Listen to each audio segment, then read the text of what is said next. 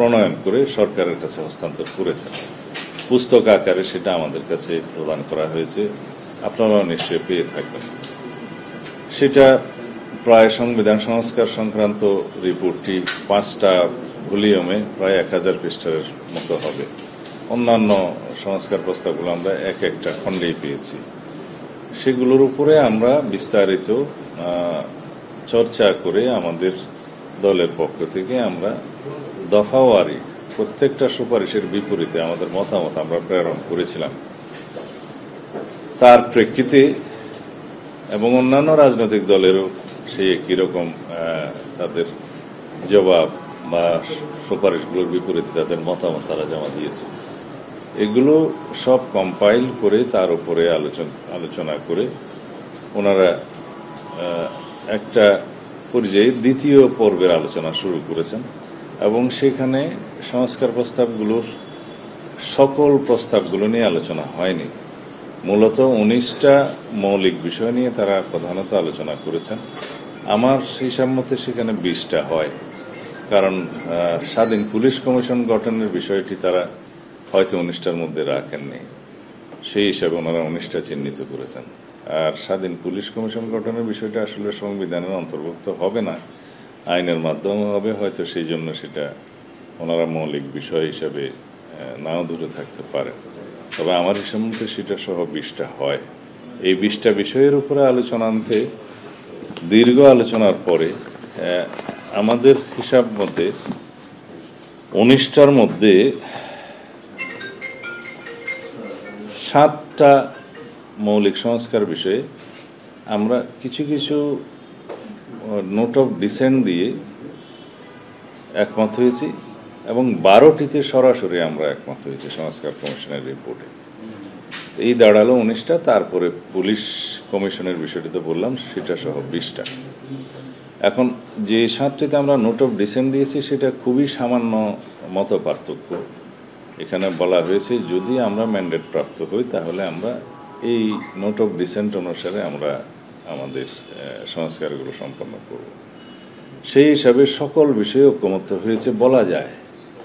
হয়তো আমরা একটি বিষয়ে নোট অফ ডিসেন্ট দিয়েছি, হয়তো অন্য একটা দল অন্য একটা বিষয়ে নোট অফ ডিসেন্ট দিয়েছে, সেরকম প্রভিশনটা রাখা হলো আমাদের আলোচনার প্রেক্ষিতে।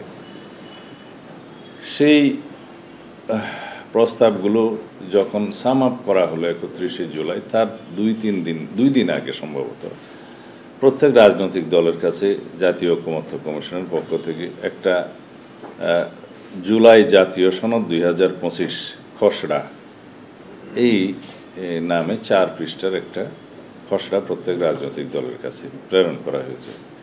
আমি দেখেছি সেটা পত্রিকাতেও প্রকাশিত হয়ে গেছে, বিভিন্ন সোশ্যাল মিডিয়াতেও দেখেছি। এটা ভালো, যাতে জাতি জানুক যে কি প্রক্রিয়ায় কি কি বিষয়ে ঐকমত্য হচ্ছে। কিন্তু এই খসড়া প্রস্তাবে মূলত আমার হাতে আছে, আমি আপনাদেরকে দেখাতে পারি। এই 4 পৃষ্ঠার মধ্যে শেষ পৃষ্ঠাতে আছে 3 নম্বর পৃষ্ঠায় যে সমস্ত প্রতিশ্রুতি অঙ্গীকার প্রদানের জন্য রাজনৈতিক দলগুলোর কাছে আহ্বান করা হয়েছে, সেটা অঙ্গীকার নামাটা 3য় পৃষ্ঠায় আছে এবং 4র্থ পৃষ্ঠায় আছে এখানে দস্তখত বা সই কারা করবেন বিভিন্ন রাজনৈতিক দলের নেতৃবৃন্দ, প্রতিনিধিদের স্বাক্ষর, জাতীয় ঐকমত্য কমিশনের সদস্যদের স্বাক্ষর, সর্বশেষ স্বাক্ষর হচ্ছে জাতীয় ঐকমত্য কমিশনের সভাপতি অন্তর্বর্তীকালীন সরকারের প্রধান উপদেষ্টার স্বাক্ষর।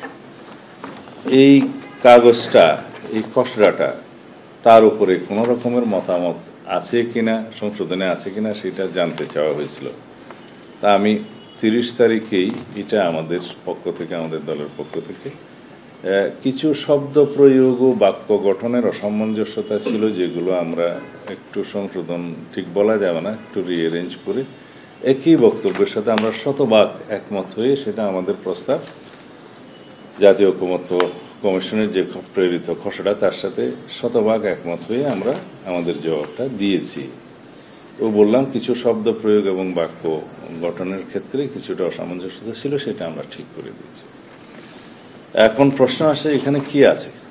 এখানে আছে জুলাই গণ অভ্যুত্থানের প্রেক্ষাপট এবং ঐতিহাসিক পটভূমি 1971 সাল থেকে শুরু করে তারপরে 2024 পর্যন্ত জাতীয় জীবনে সংগঠিত বিভিন্ন রকমের ঐতিহাসিক ঘটনাগুলি এগুলো উল্লেখ করে এবং আওয়ামী স্বৈরাচারী আমলের বিভিন্ন নির্যাতন, নিপীড়ন, অসাংবিধানিক কর্মকাণ্ড এবং স্বৈরাচারী পন্থায় রাষ্ট্র পরিচালনার যে তাদের কর্মকাণ্ড এবং শেষ পর্যন্ত গুম, খুন, নিপীড়ন, নির্যাতন, মামলা হামলার মধ্য দিয়ে একটা নৈরাজ্যকর বিভীষিকাময় ত্রাসের রাজত্ব কায়েম করার যে পরিস্থিতি তারা সৃষ্টি করেছে, এই সমস্ত কিছুর বর্ণনা আছে, যার প্রেক্ষিতে জুলাই গণ অভ্যুত্থান জাতীয় জীবনে সংগঠিত হয়েছে। এগুলো হচ্ছে ঐতিহাসিক পটভূমিকা। তারপরে সংস্কার কমিশন গঠন হলো এই সরকার প্রতিষ্ঠিত হওয়ার পরে। তারপরে সংস্কার কমিশনের কর্মকাণ্ডের মধ্য দিয়ে একটা জাতীয় ঐক্যমত্য কমিশন গঠন হলো। জাতীয় ঐক্যমত্য কমিশনের যে যে কার্যক্রম আমি আগেই বলেছি, কতগুলো বৈঠক হলো, কিভাবে আলোচনা হলো এবং কারা কিভাবে পরামর্শ দিলেন, এইভাবে এই বর্ণনাগুলোর পরে তারা বলছেন যে রাজনৈতিক দলগুলোর সঙ্গে প্রথম পর্যায়ের আলোচনা শেষ করে কমিশন অগ্রাধিকার ও গুরুত্বপূর্ণ বিবেচনায় মোট 20টি বিষয় নিয়ে রাজনৈতিক দলগুলোর সঙ্গে দ্বিতীয় দফা আলোচনায় মিলিত হয়, যেটা 31 জুলাই সমাপ্ত হয়েছে। এই প্রক্রিয়ার ফলশ্রুতিতে নিম্নলিখিত জুলাই জাতীয় সনদ 2025 রচিত হয়। সেটা ওনারা রচিত হয় লিখে দিয়েছেন, তার মানে যে সমস্ত বিষয়ে ঐকমত্য হয়েছে সেটা এখানে ধারণ করা হবে, সেটা মনে রেখেই তারা বলেছেন।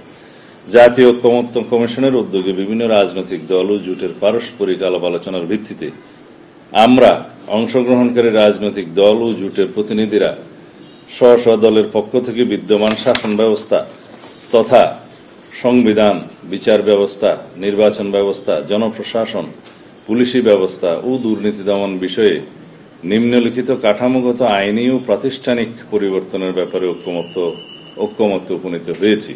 ডিজাইন, এলিগেন্স, বিউটি, সেরা পণ্য সবার জন্য জেভিকো। এবং এইসব বিষয়সমূহকে একটি জাতীয় সনদে সন্নিবেশিত করতে সম্মত হয়েছি।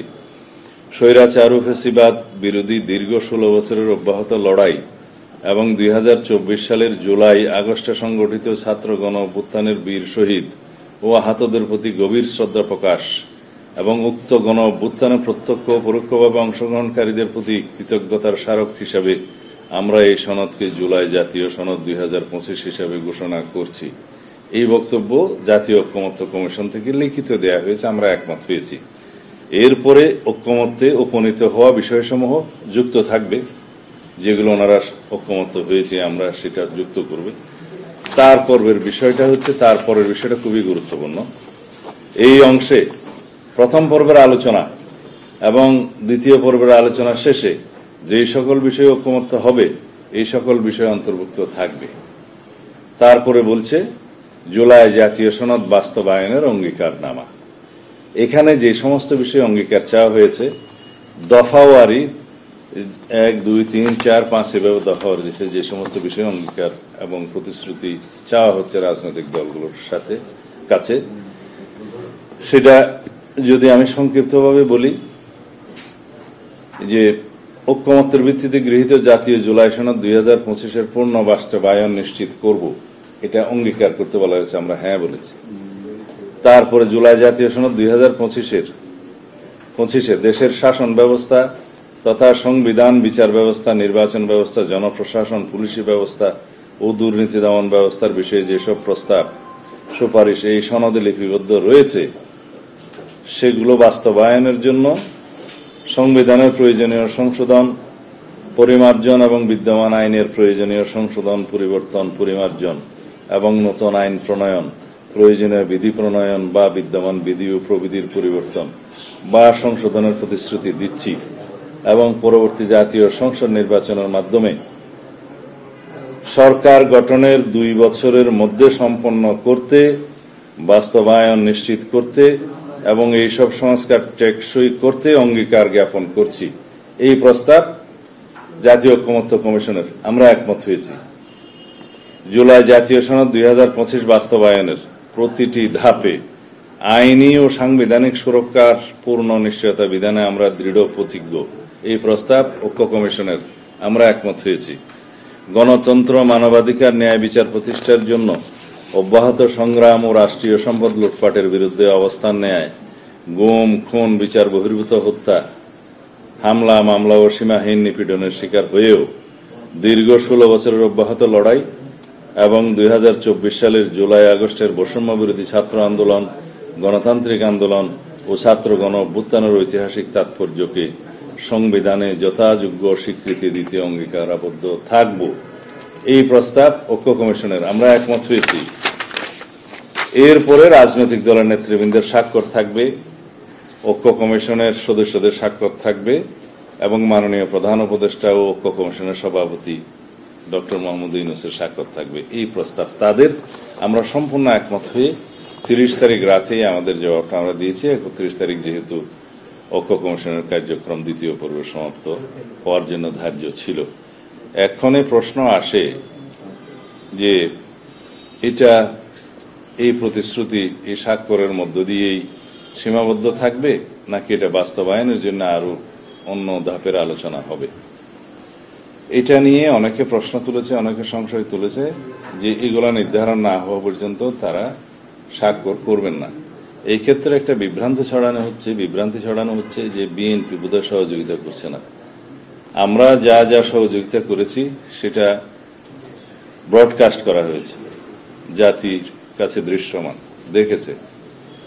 আমরা প্রত্যেকদিন প্রেস ব্রিফিং এ আমাদের বক্তব্যের যে ঐক্যমত্য কমিশনের সাথে যে আলোচনা হয়েছে সেটা সরাসরি প্রেসকে জানিয়েছি। সেটা বিভিন্ন মিডিয়া, প্রিন্ট এবং ইলেকট্রনিক মিডিয়ায় প্রকাশিত হয়েছে। এখন সর্বোচ্চ সহযোগিতা যেখানে বিএনপি দিয়ে গেল এবং দিয়ে যাচ্ছে, সংস্কার কার্যক্রম এবং সংস্কার যেহেতু আমাদের এই অঙ্গীকার, আমাদের এই প্রতিশ্রুতি, 31 দফা বাস্তবায়ন করা আমাদের প্রতিশ্রুতি জাতির কাছে। শুধু এই সংস্কার কমিশনে যে সমস্ত প্রতিশ্রুতিগুলো, সংস্কারগুলোর প্রস্তাব গৃহীত হয়েছে তা নয়, আমাদের আরো অনেক বেশি সংস্কার প্রস্তাব আছে আমাদের দলের পক্ষ থেকে। আগামী দিনে ন্যাশন বিল্ডিং অ্যাক্টিভিটিস এর জন্য এই জাতি গঠন প্রক্রিয়ায় এবং রাষ্ট্র কাঠামো সংস্কারের মধ্য দিয়ে একটি শক্তিশালী গণতান্ত্রিক রাষ্ট্র প্রতিষ্ঠার জন্য যে সমস্ত প্রতিশ্রুতি, অঙ্গীকার আমাদের দলের পক্ষ থেকে অনেক আগেই প্রণয়ন করে জাতির সামনে উপস্থাপন করা হয়েছে, 31 দফা সংস্কার প্রস্তাবের মধ্য দিয়ে, সেগুলোর অবশ্যই আমরা পালন করব। সেটা এই সংস্কার প্রস্তাবগুলোর মধ্যেই শুধু সীমাবদ্ধ থাকবে না। তো সেই জায়গায় আমাদের উদ্দেশ্য এবং আমাদের নিয়ত নিয়ে কেউ যেন কোনো প্রশ্ন না করে যে সমস্ত বিভ্রান্তি সৃষ্টি করা হচ্ছে সেটা সম্পূর্ণ উদ্দেশ্যমূলক বলে আমরা মনে করি এবং রাজনৈতিক হীনমন্যতার প্রকাশ বলে আমরা মনে করব।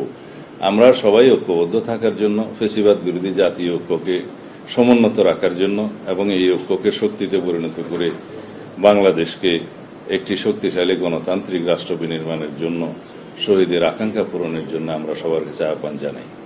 দীর্ঘ 23 দিনের আলোচনায় সকল রাজনৈতিক দল, ফেসিবাদ বিরোধী সমস্ত গণতান্ত্রিক রাজনৈতিক দল অংশগ্রহণ করেছে। আন্তরিকতার সাথে সবাই অবদান রেখেছেন। আপনারা সেটা ডাইরেক্ট ব্রডকাস্ট হতে দেখেছেন। আমরা প্রত্যেকদিন প্রেস ব্রিফিং করেছি আলোচনার শেষে। তাতে এই পর্যন্ত 6টি সংস্কার কমিশনের রিপোর্ট নিয়ে আলোচনা হয়েছে। প্রথম পর্বের আলোচনা জাতীয় সংসদে এলডি হলে সবার সাথে আলোচনা হয়েছে। ওই আলোচনাটা অনেক দীর্ঘ ছিল।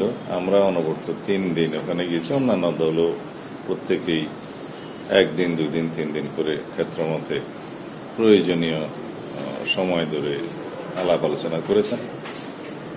এটার ইতিহাস আমি বেশি বলবো না।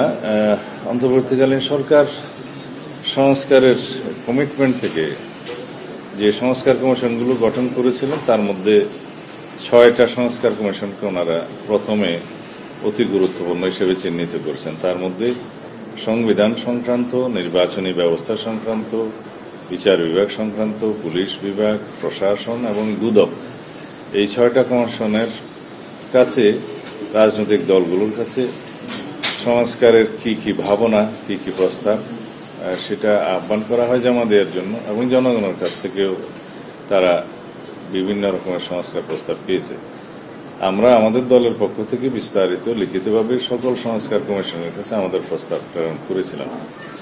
তারপরে সেই সংস্কার প্রস্তাব সমূহকে আমলে নিয়ে এবং সমাজের বিভিন্ন শ্রেণী পেশার এবং জনগণের কাছ থেকে বিভিন্ন রকমের সংস্কার প্রস্তাব তারা যেটা পেয়েছেন সেগুলোর উপরে ওনারা চর্চা করে সংস্কার রিপোর্ট পেয়েছে সেই বিষয়গুলো নিয়ে।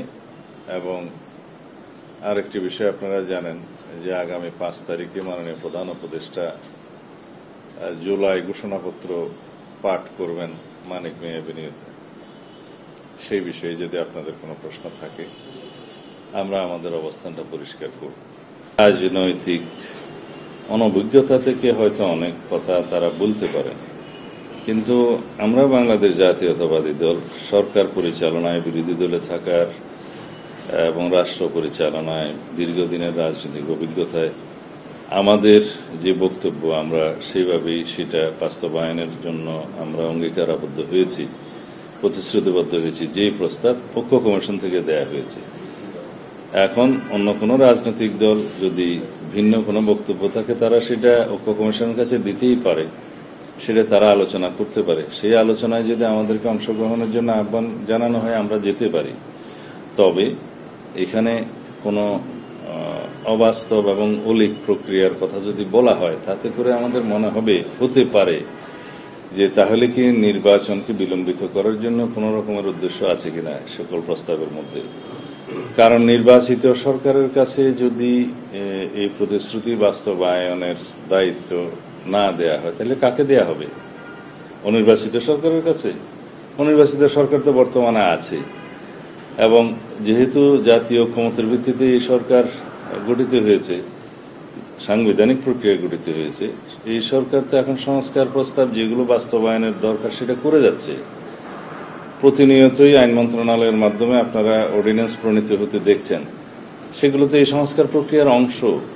আমরা যে সমস্ত সংস্কার প্রস্তাবের সাথে একমত, জাতীয় একমত, সেই সংস্কার প্রস্তাবের মধ্যে শুধুমাত্র সংবিধান সংশোধনের বিষয়গুলো বাদে বাকি সকল সংস্কার প্রস্তাব এখন হয় অর্ডিন্যান্সের মাধ্যমে অথবা নির্বাহী আদেশের মাধ্যমে অথবা অফিস আদেশের মাধ্যমে বিভিন্ন প্রক্রিয়ায় বাস্তবায়ন সম্ভব, এবং সেটা বাস্তবায়িত হতে যাচ্ছে, প্রতিনিয়ত বাস্তবায়ন হচ্ছে। তো এই প্রক্রিয়ার বাইরে শুধুমাত্র প্রতিশ্রুত জিনিসটা থাকবে সংবিধান সংশোধনের বিষয়ে।